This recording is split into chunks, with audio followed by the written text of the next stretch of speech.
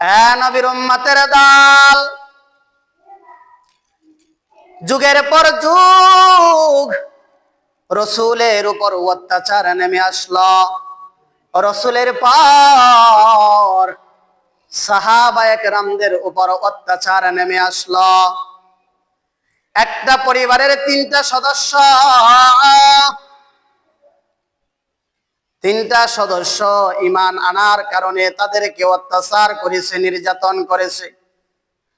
নবীর উম্মতের দল দুনিয়ার জমিন থেকে তাদেরকে বিদায় করে দিয়েছে। ওই পরিবারের কর্তা হলো যার নাম ছিল ইয়াসির বিন মালিক,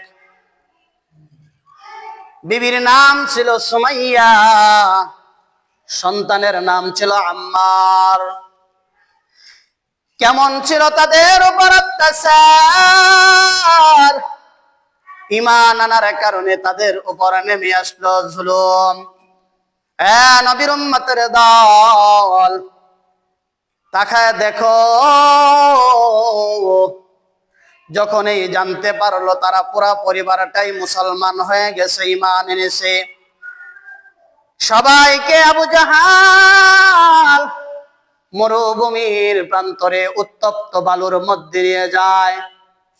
ওই গরম বালুর মধ্যে তাদেরকে শোয়া অত্যাচার করতে থাকে আর বলতে থাকে, হে ইয়াসির, মুহাম্মাদের দিন ধর্ম ত্যাগ করিয়া দাও, আমাদের লাত উজ্জাকে মেনে নেও। ঈমান আনার অপরাধে তাদেরকে কত অত্যাচার জুলুম করেছে। প্রখর রোদের মধ্যে, উত্তপ্ত বালুর মধ্যে তাদেরকে শোয়া অত্যাচার শুরু করে দিল। মুরব্বী সাহাবী হযরত ইয়াসির, তার স্ত্রী মুরব্বী বৃদ্ধা মহিলা হলেন সুমাইয়া। কেমন অত্যাচার ছিল জানো?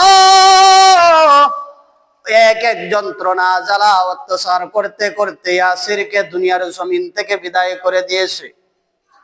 অত্যাচার দেখে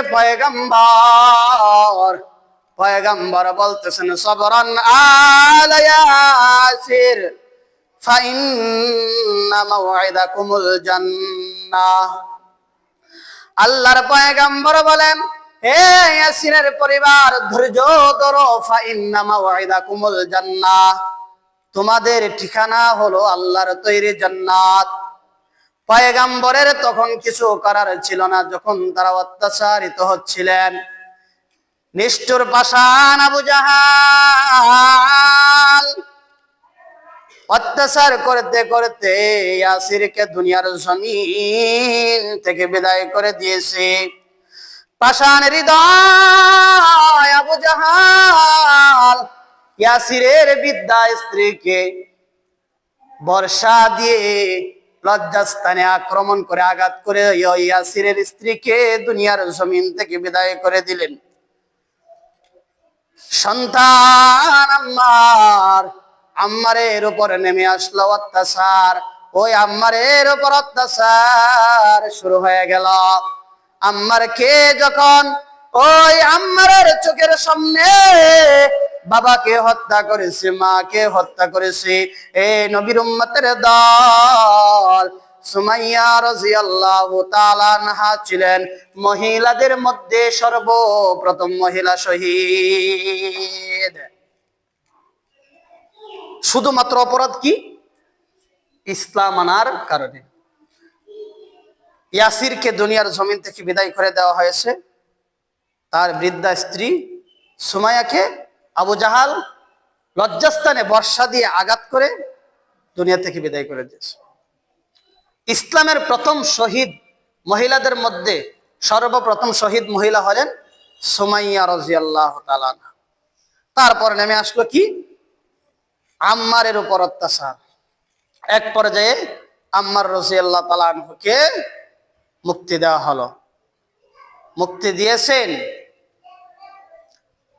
ওই আবু বকর রাদিয়াল্লাহু তাআলা আনহু, ওই আম্মারকে মুক্ত করিয়া নিলেন।